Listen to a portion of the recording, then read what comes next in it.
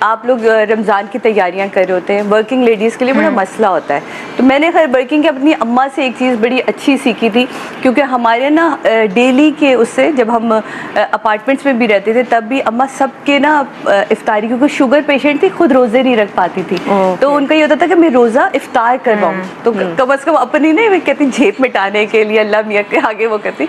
तो वो हमेशा से ना बड़ी तैयारी के, तो मुझे याद है अच्छी तरह कि हमारे यहाँ बेसन आता था, बेसन के अंदर अम्मी ने लाल मिर्च, कुटी मिर्च, पिसा हुआ धनिया सब एक साथ मिला के, साबुत धनिया, उसका पूरा आपको ना उस वक्त ना आप नमक चख सकते हैं, ना आप चीजें चख सकते हैं, नमक वमक सब मिला के खुश्क सारी चीजें पूरा एक जार सा बना के आइडिया उस वक्त। अभी जब आप बना के रखेंगे ना टाइट जार में, एयर टाइट जार में, उसको आप चख भी सकते हैं। आपने नमक भी उसका ट्राई कर लिया, मिर्चें भी ट्राई कर ली, वो आपने एक खुश्क जो है आपने बना के रख दे। ये हमारे यहाँ हमेशा बना रहता है, अच्छा, और हर बहन के घर आपको ये मुझे पहली दफा सुनने को मिली है।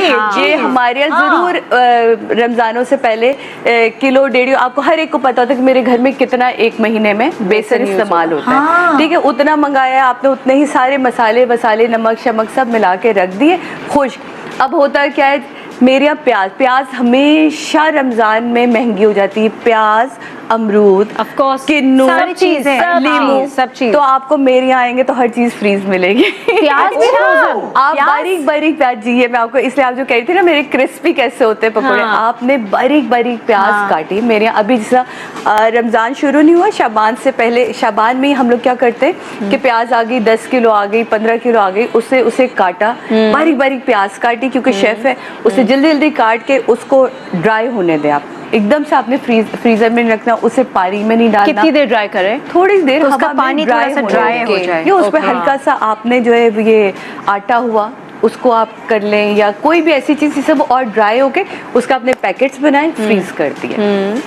अब आपने ये ड्राई, अब मुझे रमज़ान की मैं आपको बता रही हूँ कि मेरा रोज़ा है और मैंने वो अपना बेसन निकाला, प्याज का एक पैकेट निकाला, मैंने वैसे ही बना के रखती हूँ जितनी जितनी ज़रूरत होती है उतनी प्याज निकाली, हरा मसाला कटा हुआ होता है, हरा धनिया हो गया, हरी मिर्चें कटी हुई हो गई, ये सारी, और 2 चम्मच आपने वो बेसन डाला। अब आपको इसमें पानी मिलाने की ज़रूरत ही नहीं है, ऐसे आप मसलना शुरू करेंगे ना, वो बर्फ भी पानी छोड़ रही होती है, प्याज भी पानी छोड़ रही होती है, वो जितनी देर में वो गाढ़ा होता है आप तल ले और वो इतनी क्रिस्पी क्रंची बनते हैं। और मेरे उसमें आलू भी डले हुए होते हैं, तो मैं बारीक बारीक काट के आलू भी डालती हूँ। बट आलू तो फ्रीज नहीं करती, नहीं आलू के अलग बनाती हूँ, मैं आलू के पतले पतले जो क्रिस्पी फ्राइज टाइप के होते हैं ना, बिल्कुल पतले पतले, वो काट के स्लाइसेस और उसको फ्राई करें तो वो भी बहुत क्रिस्पी बनते हैं। अच्छा, एक प्याज अलग आलू अलग। हमारे घर में एक और पकौड़े बनते जिस तरह कद्दूकश करते हैं ना चीजें, प्याज आलू और ये कद्दूकश करके भी ना आप जब उस बेसन के मिक्सचर में डालते हो और वो एक क्लस्टर टाइप बनता है, क्लस्टर पकौड़ा, वो भी बहुत मजे का। अच्छा,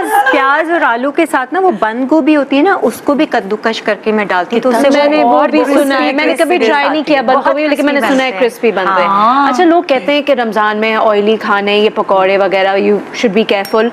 मैं बिल्कुल भी केयरफुल नहीं होती। रमजान साल में एक दफा आता है, एंड आई नो रोजा is not about eating fried foods, लेकिन मुझे पता नहीं क्यों इफ्तार का मजा ही आता है तब जब टेबल पे पकौड़े हो। आई थिंक हर चीज रमजान की तैयारियों में मगन हो गए होंगे, लेकिन कुछ ऐसी सलीकाशार सेलिब्रिटीज हमारे पास हैं जो हमेशा हर चीज की तैयारी बहुत ही जोर शोर से करती हैं, और मैं चाहती हूँ कि आपको उनसे कोई ना कोई चीज, अच्छी चीज सीखने का मौका मिले। कि आपको फिर एक दफा ये साल में फिर एक मौका मिला कि आप अपने दस्तरखान को वसी करें, लोगों को इनवाइट करें, और फिर जब लोग आते तो क्योंकि मेरे यहाँ बहुत, मुझे इन चीज़ों का पूरे साल बहुत शौक होता है, तो मुझे तो ये रमज़ान के कुछ 15 रमज़ान फिक्स है, 23 रमज़ान मेरे ससुराल का फिक्स है क्योंकि ससुराल बड़ा है, और 15 रमज़ान मेरे जो है वो इन लॉ अपनी फैमिली का फिक्स है।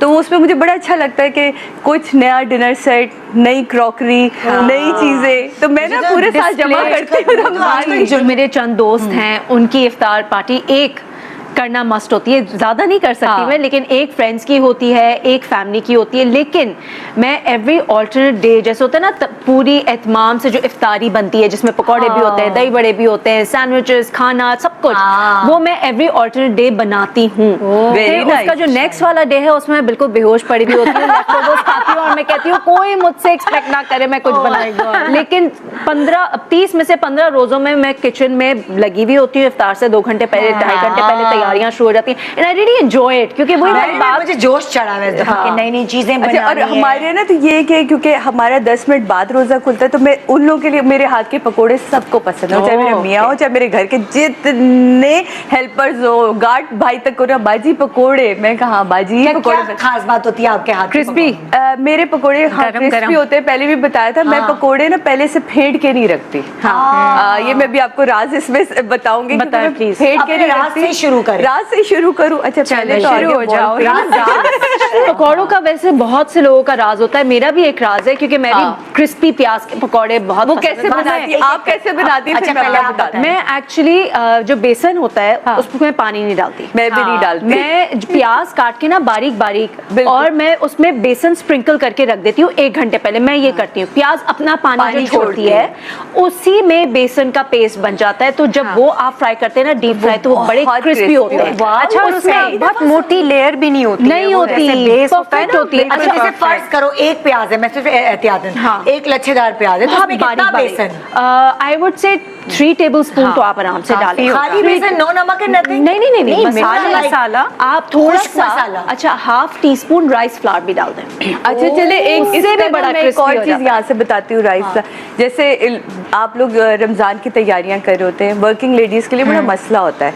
तो मैंने खैर वर्किंग की अपनी अम्मा से एक चीज़ बड़ी अच्छी सीखी थी, क्योंकि हमारे ना डेली के उससे, जब हम अपार्टमेंट्स में भी रहते थे तब भी अम्मा सबके ना इफ्तारी, क्योंकि शुगर पेशेंट थी, खुद रोजे नहीं रख पाती थी, तो उनका ये होता था कि मैं रोजा इफ्तार करवाऊँ, तो कम से कम अपनी नहीं, मैं कहती झेप मिटाने के लिए अल्लाह मियाँ के आगे वो करती, तो वो हमेशा से ना बड़ी तैयारी के